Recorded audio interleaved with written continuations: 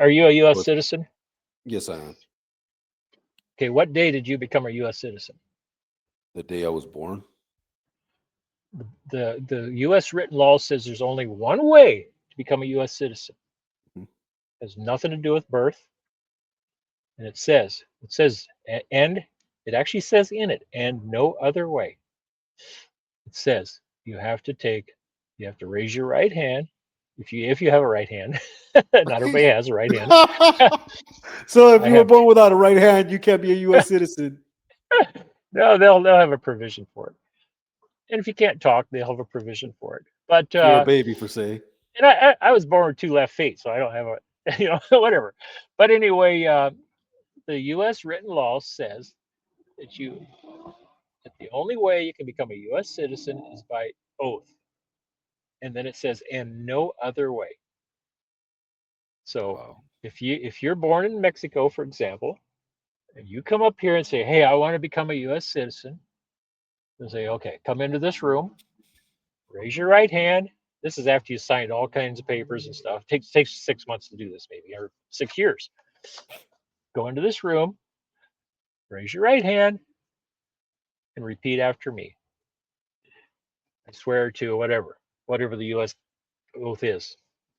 It's very similar to the oath of military oath, but that's how you become a U.S. citizen. So if you talk to somebody on the street or anywhere in the world, said, "Are you a U.S. citizen?" They say yes, and you ask, "When did you take the oath of citizenship?"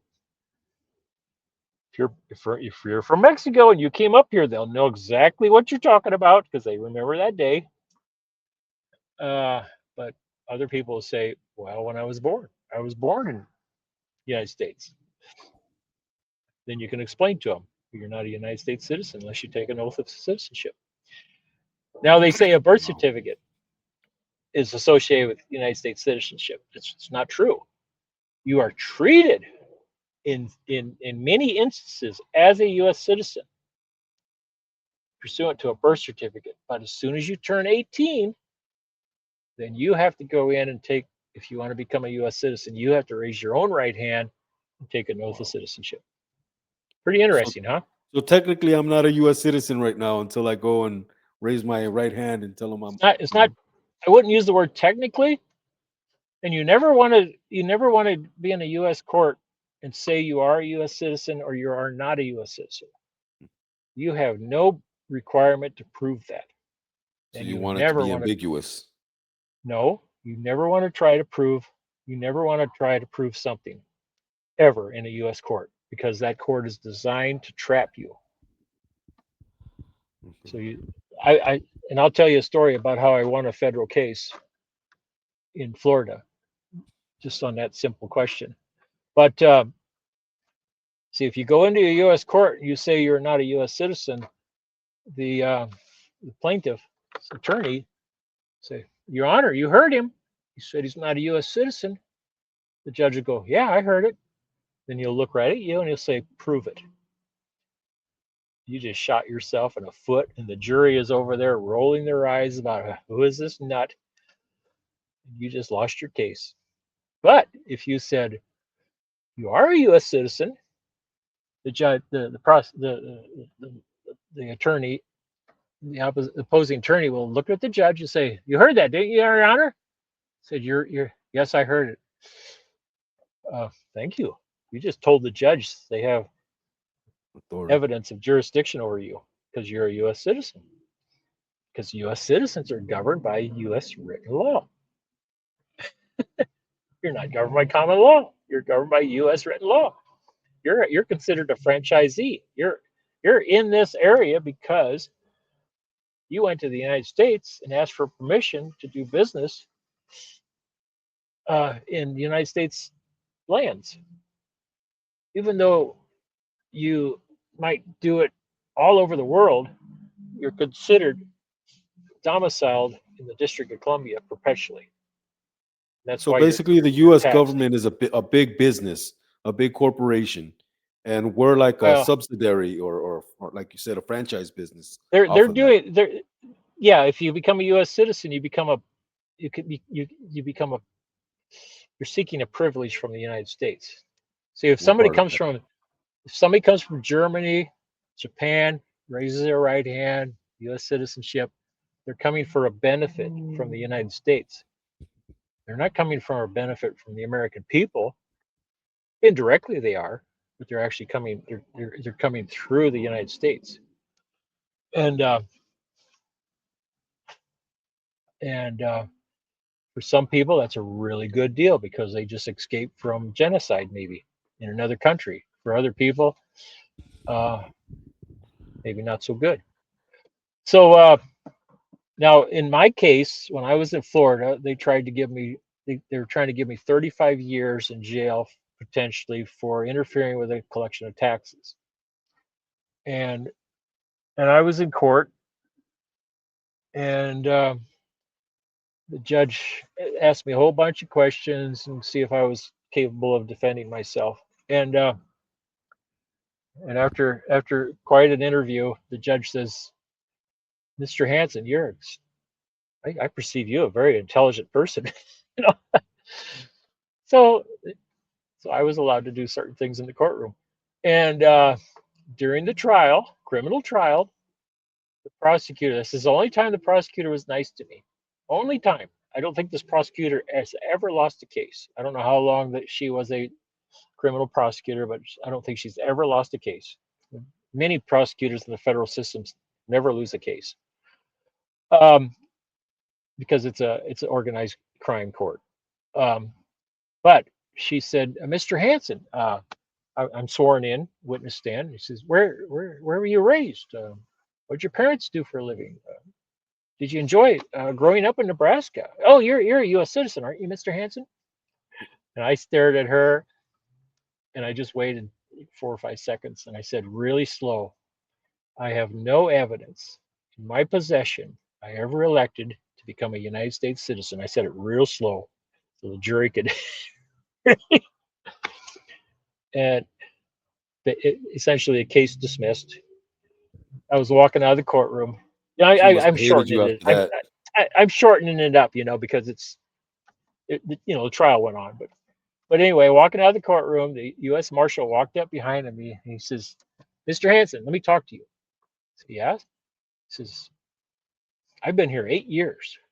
Not one person has won a case that went to court here in this federal courtroom, this whole courthouse. Not one person in 8 years that I've been here that went to trial won their case. Not even one, except you." He says, "I don't know what the hell you did, but I'm impressed." And this lawyer walked up to me on the way out. He says, I, "What happened? What just happened in there? I've never seen anything like this before." What happened? They never lose their cases. Why would they be giving up on your case? They might have uh, they probably spent close. I was told that they spent. Somebody actually did research, and they spent $500,000 at least, maybe $1 million, on putting that case together. And but anyway, I was the only person that walked out of there with a win. Now Ken Hovind was my co-defendant, so he won too. So just to make it simple, I just talk about myself. But he did the same thing. He got up there and said the exact same thing because I coached him to. And I didn't coach him how to testify. I coached him how to keep the burden of proof on the United States. Because remember, I said if you say you're a United States citizen, you lose. If you say you're not, you lose. So you can't do that. So you want to I keep have, it where they have to prove everything and not yeah. you. Yeah. Here's another question: Do you live in the city, county, state, or the United States? There's 4 questions there. Well, I have no proof. No, I have. Now you need to write this down. I have no evidence in my possession that I ever elected to live or reside or be a resident in the city, county, or state, or the United States. And then you just say, you look at the prosecutor, "Do you have any proof?" In front of the jury. "Do you have any proof?" You just shifted the whole burden of proof to them, and the jury's sitting there like, "What's going on here?" That's an easy question. Because guess what? City, county, state, United States, in a U.S. court is a subdivision of the United States. All those terms are defined as a possession or territory of the United States. It's Now, it's what kind it's of cases is this relevant in? Is it for property property or tax. I worked with a guy that took $30 billion of property off the tax rolls in Orange County, California. They didn't do that because they wanted to. And the federal judge said, told the people that he was aiding $30 billion of land. And federal judge told the people sitting there, he says, I recommend you let me seal this case because your lives are in danger. They will kill you oh, to keep this quiet. I'm meeting with a guy tomorrow that went to Washington, D.C., District of Columbia, went to the archives, had the help of 100 government people to search for one box in the archives of state constitutions and got a certified copy of the state constitutions. And in 12 of them, he was able to prove that they were forged. The ones that are in society now in front of people are actually forged documents. And the key difference between those documents is something to do with the United States, any United States office, city, county, state, municipal cannot uh, aid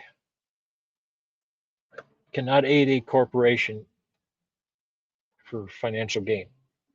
Okay, and it has something else in there too. I can't remember what it was, but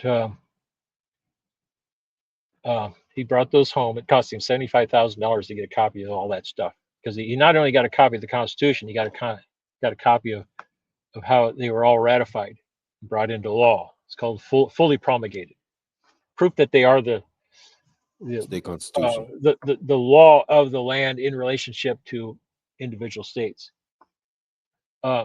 See this. Nebraska is a when you look at a map of Nebraska, um, proverbial Nebraska, right? Okay, now if you look at a map of the state of Nebraska, it's only going to be little dots in Nebraska because the state of Nebraska is federal zones in Nebraska. And U.S. written law will say that there's a state within a state. So Nebraska is called a state. And then there's a state within a state. It's called state of Nebraska. It's a federal zone. Guess which laws apply in Nebraska? It's the people's common law. Okay, which is floating because you can be redetermined every time you have an issue and you can take it into common law. Now, the other land is state of Nebraska.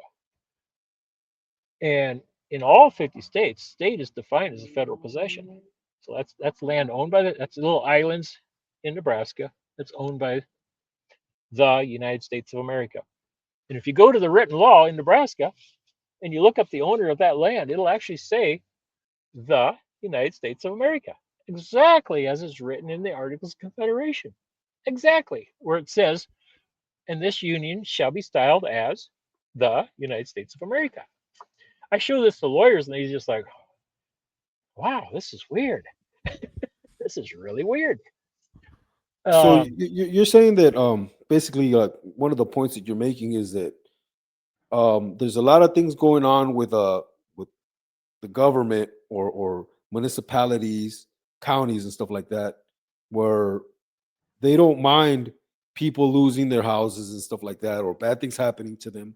And it's kind of like a good old boy organization where the sheriffs, the judges, and the senators, or whoever might be involved, they know these things are happening. They deliberately make it harder for or easier for people to lose things so they can sweep up and get a piece of it of whatever they're losing. And basically, if you're able to tap into it, if you figure it out, if you're able to get your piece of it, then you become a target to them. They'll kill you. Yeah. Yeah, you figure it out, they'll kill you. I've talked 5 people I've worked with have been killed. I think it's 5.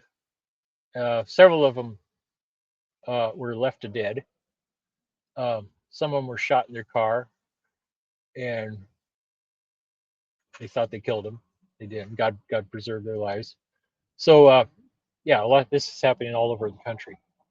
Not every day, not every hour, not every state, but yeah, you like I said, that federal judge said, "Let me seal this case. People in power will kill you. They'll kill you.